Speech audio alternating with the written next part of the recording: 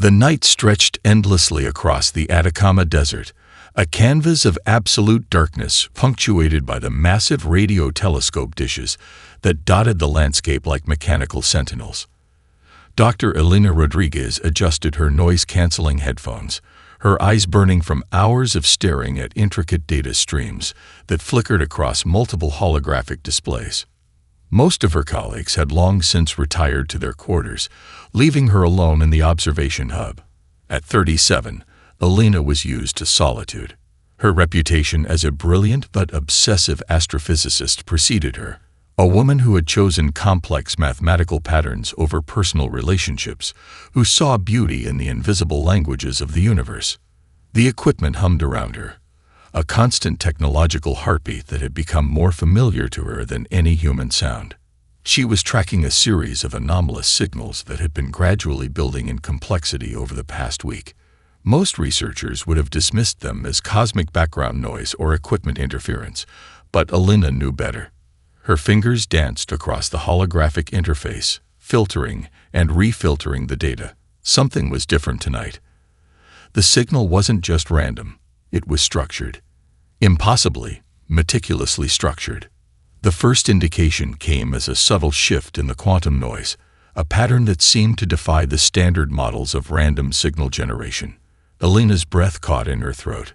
Mathematical sequences began to emerge, not like anything generated by natural cosmic phenomena, but with a precision that suggested deliberate design. "Come on," she whispered, her voice barely audible in the massive control room. "Show me what you're saying." The signal began to resolve itself. It wasn't just a message, it was a challenge. Complex mathematical equations intertwined with what appeared to be spatial coordinates, encryption layers that would take most supercomputers weeks to begin decoding. But to Elena, they were like a beautiful, terrifying poem written in the language of pure mathematics. Her hands were shaking now. She knew the protocol: immediate notification of her supervisors, security clearances, government agencies. But something made her hesitate. The signal carried an implicit threat within its mathematical complexity. Hidden between the lines of code were mathematical traps, sequences designed to either prove the receiver's intellectual capacity or utterly destroy any attempt at comprehension.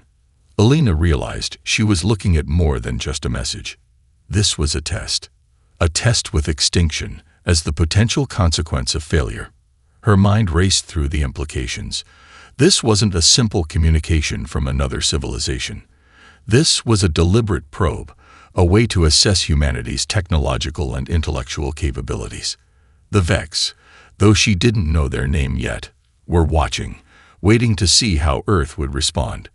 The signal repeated, each iteration slightly more complex, like a mathematical predator sizing up its prey. Elena understood then that everything was about to change. Humanity's first true encounter with an extraterrestrial intelligence would not be a moment of peaceful communication, but a brutal intellectual challenge. She made her decision. Before involving any government or military infrastructure, she would begin decoding the signal herself.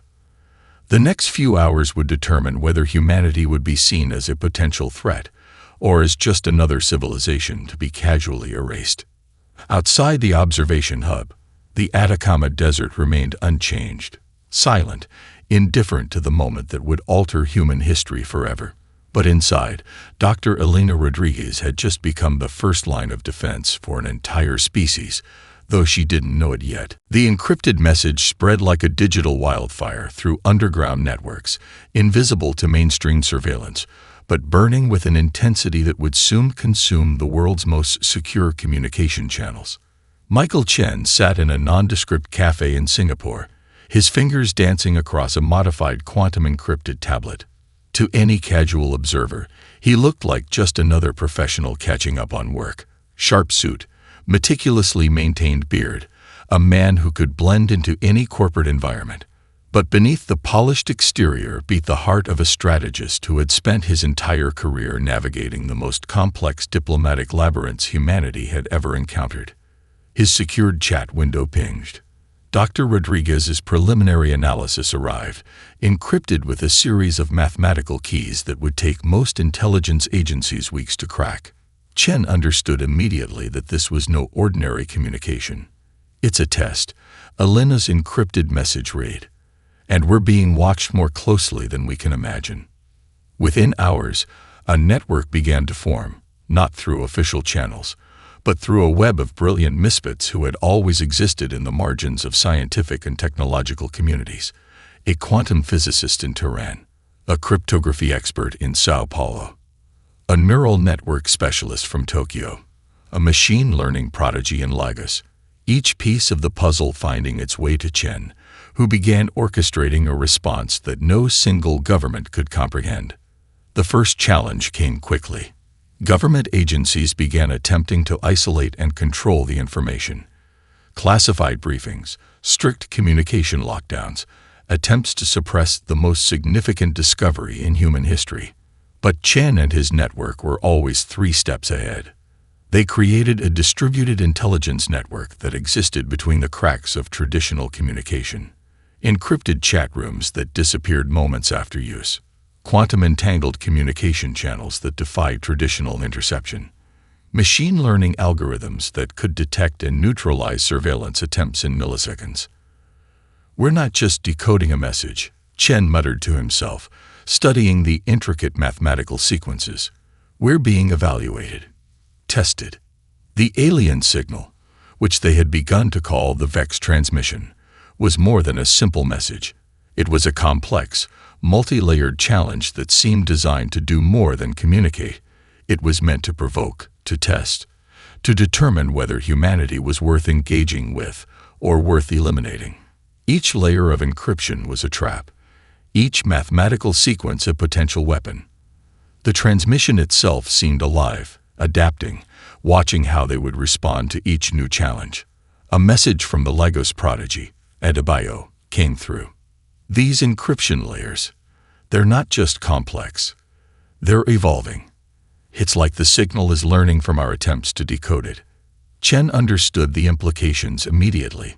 This wasn't just first contact. This was a crucible, a test that would determine humanity's fate in the cosmic ecosystem. By the end of the first 48 hours, their network had grown exponentially. Scientists, hackers, mathematicians, and strategists from every corner of the globe were now united by a single purpose. They were no longer representatives of individual nations, but something far more powerful, the collective intelligence of a species facing its first true existential challenge. The Vex were watching, and humanity was about to show them something they had never anticipated. Dr. Aisha Nakamura's research facility looked nothing like a traditional laboratory. Nestled in the mountains outside Kyoto, it was a converted industrial complex that hummed with an energy both electric and organic. Banks of quantum computers lined the walls, their cooling systems creating a constant, rhythmic whisper that seemed to breathe with the complexity of the algorithms they processed. Aisha stood before a massive holographic display, her dark eyes reflecting lines of code that danced and morphed with impossible complexity. The alien signal had become more than a scientific challenge. It was a living puzzle that demanded a radical approach to understanding. "We can't solve this with traditional computing," she muttered, her fingers trailing across the holographic interface. Around her, a team of the world's most brilliant minds worked in a state of controlled chaos. Physicists, mathematicians, computer scientists, and neural network specialists moved between workstations, their conversations a rapid-fire mix of technical jargon and collaborative inspiration. The breakthrough came from an unexpected source. Raj Patel, a 19-year-old programming prodigy from Mumbai, had been working for 72 hours straight. Surviving on energy drinks and pure intellectual passion, he noticed something that everyone else had missed. "The signal," he called out, his voice cracking from exhaustion. "It's not just a message. It's a recursive learning algorithm." The room fell silent. Aisha approached the young programmer's workstation. What Raj had discovered was revolutionary. The alien transmission wasn't a static message, but a dynamic system that adapted and evolved with each attempt to decode it. It was learning, watching, testing humanity's intellectual capabilities in real time. "We need an adaptive AI," Aisha declared, "something that can match the signal's complexity and unpredictability." The next 48 hours became a crucible of human innovation. They weren't just developing an artificial intelligence. They were creating a digital organism capable of engaging with an extraterrestrial intelligence on its own terms. The system they named Prometheus was unlike any AI ever conceived. It wasn't just a computer program, but a dynamic neural network that could instantaneously adapt its own architecture. Where traditional AI followed predetermined pathways, Prometheus could fundamentally restructure itself, learning and evolving with each microsecond of interaction. Michael Chen arrived at the facility, bringing with him the latest global intelligence about the alien signal. The Vex, as they had begun to call the unknown civilization, were monitoring Earth's technological capabilities. Every response, every attempt to decode the signal was being watched, analyzed, judged. "This is more than a technological challenge," Chen said, studying the holographic displays. "This is a cosmic interview, and humanity is being evaluated." Rad's original insight proved to be the key. By treating the signal as a living, learning entity, they could create a response mechanism that was equally dynamic. Prometheus began to not just decode the alien transmission, but to generate responsive patterns that matched and sometimes exceeded the signal's complexity. In the mountains outside Kyoto, humanity was writing its first truly collaborative response to an extraterrestrial intelligence. No single nation, no individual genius could have achieved this. It was a testament to human potential, the ability to unite, to innovate, to face the unknown with collective intelligence. The alien signal pulsed, and for the first time, it received a response that was more than just a simple mathematical sequence. It received a challenge. The first Vex scout ships dropped out of quantum transit like obsidian daggers against the star-studded blackness of space. Captain Alina Rodriguez gripped the command interface of the U.S. horizon, her knuckles white beneath the holographic displays that mapped the incoming alien vessels. "They're not even trying to be subtle," she muttered to her second-in-command, Commander David Chen. The alien ships moved with a precision that spoke of absolute technological superiority, angular, impossible geometries that seemed to defy the basic laws of physics and spacetime. Humanity's defensive strategy had been weeks in the making. Prometheus, the adaptive AI developed by Aisha Nakamura's team, was more than just a computer system. It was a living, thinking entity that had been studying the Vex communication patterns, learning their technological language at a molecular level. "Incoming transmission," the ship's quantum communication officer announced. The holographic display flickered with a mathematical language so complex it looked more like abstract art than a communication protocol. Alina knew what the Vex expected: a panicked response, immediate surrender, confusion, capitulation. Instead, they would get something else entirely. "Activate Protocol Ouroboros," Alina commanded.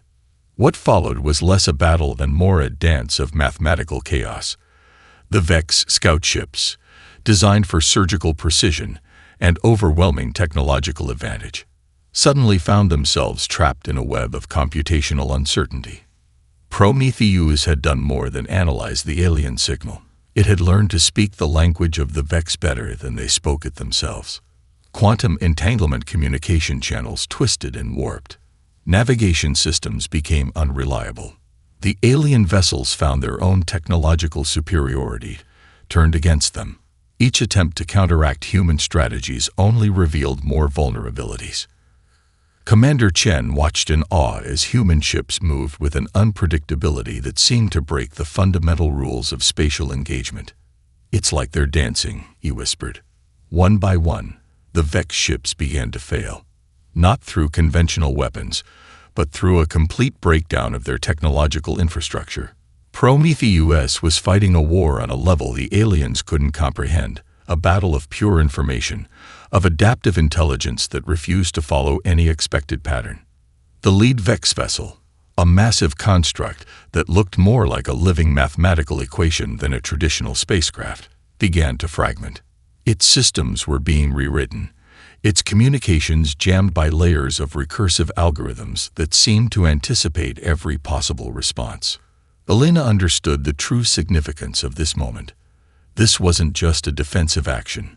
This was humanity's first statement to the cosmos, a declaration that they were not just another civilization to be cataloged and dismissed.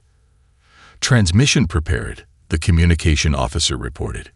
With the Vex ships disabled but not destroyed, Elena gave the final command. A message was sent, not of surrender, not of fear, but of pure, defiant intelligence. Mathematical sequences that were both a response to the original alien signal and a challenge. A cosmic middle finger to an intelligence that had expected nothing more than immediate submission. As the last Vex ship drifted, its systems in complete disarray, humanity had just won its first interstellar conflict. Not through brute force, but through the most powerful weapon in its arsenal. An intelligence that refused to be categorized, controlled, or conquered. The universe watched, and humanity had just changed the game. The news spread faster than light itself. In the depths of a mining colony on Proxima Centauri, a communication technician named Zara Okoro nearly dropped her maintenance tablet when the first reports came through. Humans, this small, seemingly insignificant species, had not just survived an encounter with the Vex, but had actually outmaneuvered them. The communication networks of subjugated civilizations hummed with a newfound electricity. Forums, encrypted channels, and underground resistance networks that had existed in hushed whispers for generations suddenly burst into vibrant, hopeful conversation. Michael Chen understood the true power of this moment. It wasn't just a military victory. It was a psychological revolution. From his command center in Singapore, he watched as the galactic information networks began to shift. The Vex had ruled through an intricate system of technological intimidation, maintaining control over dozens of civilizations through the implicit threat of total annihilation. Their power relied on a carefully constructed mythology of invincibility, and humanity had just shattered that mythology. "It's spreading," whispered Aisha Nakamura, who stood beside him, monitoring global communication patterns. Not just the information, the hope. On a mining platform, orbiting a gas giant in the Carina Nebula, a resistance leader named Krell, a silicon-based life form who had lived under Vex occupation for 3 generations, began to mobilize his people.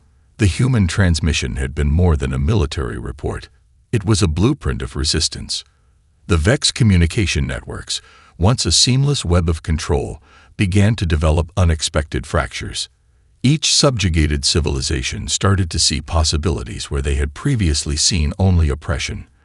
The humans had done more than fight. They had demonstrated that technological superiority was not the same as invincibility. Chen's quantum-encrypted communication channels began to light up. Encrypted messages from resistance movements across multiple star systems. Some were text. Some were complex mathematical proofs. Some were simply strings of binary that translated to a single word: hope. A diplomatic analyst watching the feeds turned to Chen. "Sir, we're receiving communication requests from at least 17 previously silent civilizations." The true battlefield was not in space. It was in information, in possibility.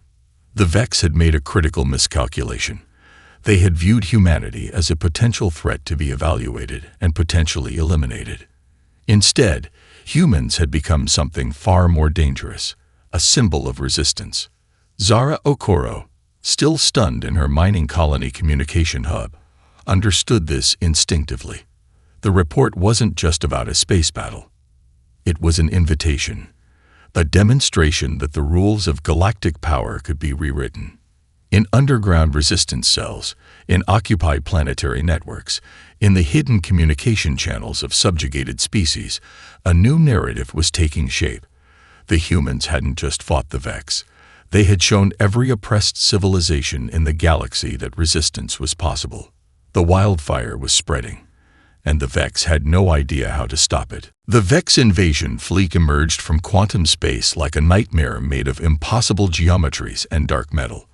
Thousands of ships, each one a testament to technological supremacy that had crushed civilizations for millennia, descended upon the solar system with a precision that defied organic comprehension. Captain Elena Rodriguez stood on the bridge of the U.S. horizon, her eyes reflecting the holographic tactical displays that mapped the incoming assault. This was humanity's ultimate test, not just of military might, but of survival itself. "They're not trying to conquer," she said quietly to Commander David Chen. "They're trying to erase us." The first wave hit like a mathematical plague. Entire defensive satellites disappeared in milliseconds, consumed by computational weapons that rewrote the very fabric of their existence. Traditional military strategies became obsolete within moments of contact. But humanity had been preparing. Prometheus, the adaptive AI that had become more than just a computer system, was about to demonstrate why it was humanity's most powerful weapon. "Activate Distributed Defense Protocol," Elena commanded. What followed was unlike any battle in human history. Instead of a centralized defense, humanity had created a living, breathing defensive network. Every satellite, every space station, every ship became a node in a massive adaptive intelligence. When one system failed, others immediately compensated, learning and evolving with each microsecond of conflict. The Vex found themselves fighting an enemy that didn't think like a traditional military. Human ships moved with a randomness that bordered on chaos, their trajectories calculated by Prometheus in real time. Quantum communication channels twisted and warped, creating information storms that disrupted alien targeting systems. Michael Chen, coordinating from the Global Defense Command Center, watched as resistance movements from previously subjugated civilizations began to join the fight. A mining platform from the Carina Nebula. A communication network from a silicon-based civilization. Resistance cells that had been waiting for generations suddenly found themselves part of something larger. "We're not just defending," Chen muttered. "We're rewriting the rules of galactic conflict." The battle became a three-dimensional chess match played at the speed of thought. Vex ships that seemed invincible suddenly found themselves trapped in computational bubbles, their systems rewritten faster than they could adapt. Human ships used gravitational assists, quantum entanglement, and adaptive tactics that seemed to break the fundamental laws of space warfare. Dr. Aisha Nakamura's team worked frantically, feeding new algorithms into Prometheus, each line of code a weapon more powerful than any traditional armament. The AI had become something more than its creators had imagined, a living strategy, a cosmic immune system defending humanity. Hours turned into days. The solar system became a crucible of technological evolution. Every attack by the Vex was met with a response that was simultaneously a defense, a counterattack, and a learning moment. "They're trying to understand us," Elena realized. Each Vex assault was not just an attack, but a method of gathering information, of trying to comprehend an enemy that refused to be understood.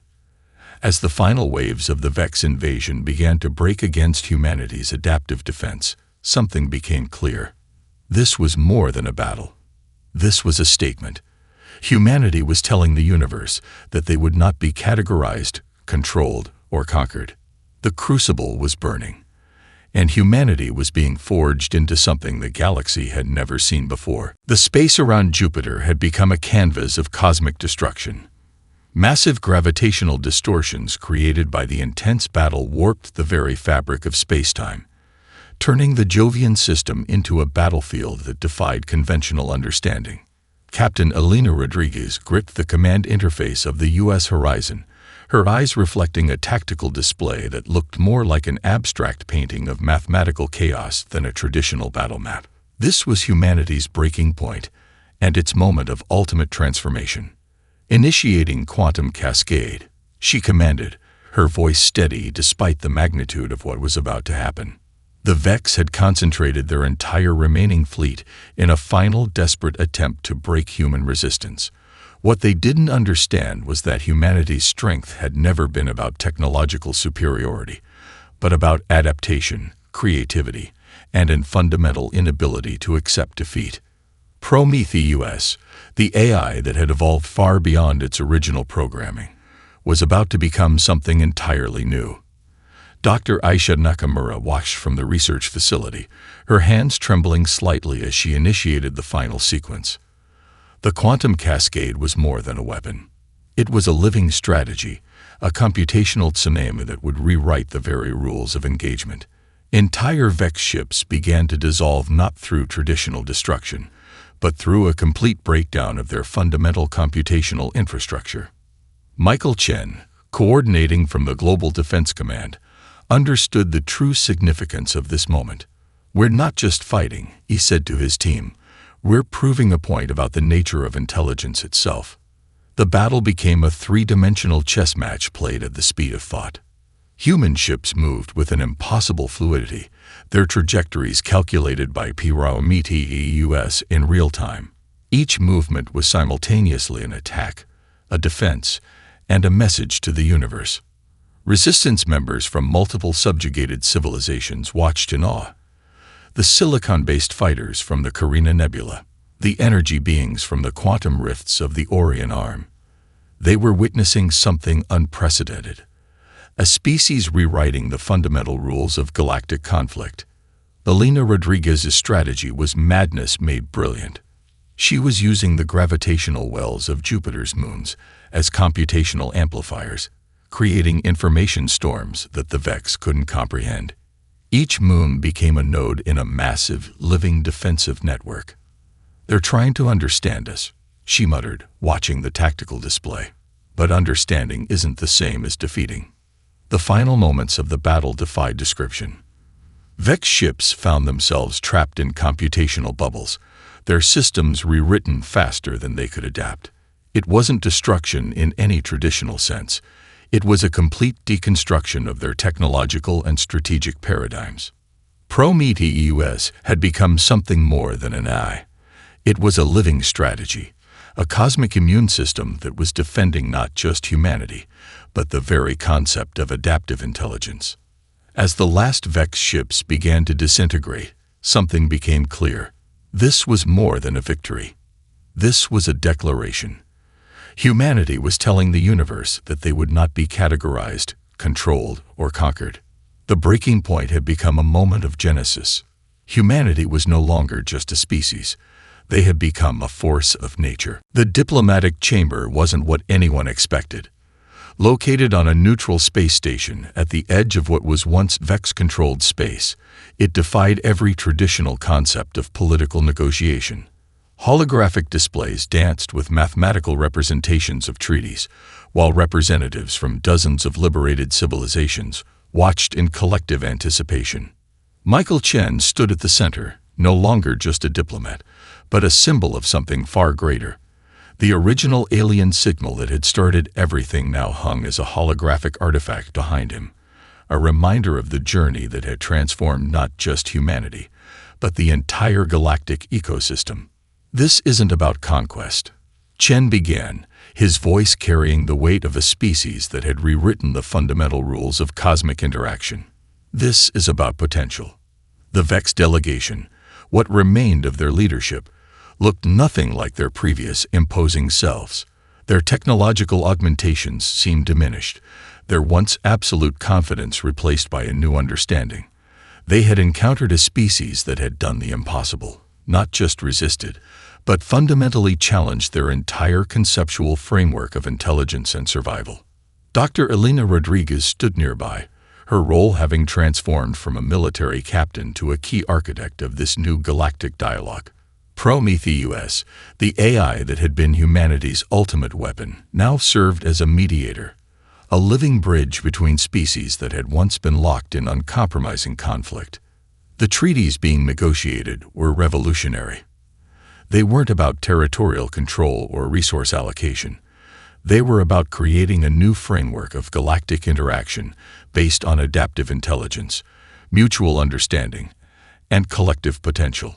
Representatives from previously subjugated civilizations spoke one by one. The silicon-based miners from Proxima Centauri, the energy beings from the quantum rifts of the Orion Arm, the crystalline intelligences from the deep space colonies. Each told a story of liberation, of hope rekindled by humanity's impossible victory. Dr. Aisha Nakamura presented the technological frameworks that would reshape galactic communication.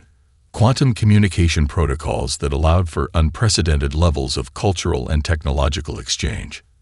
Adaptive intelligence systems that could bridge the gaps between fundamentally different forms of consciousness. We're not just sharing technology, Nakamura explained.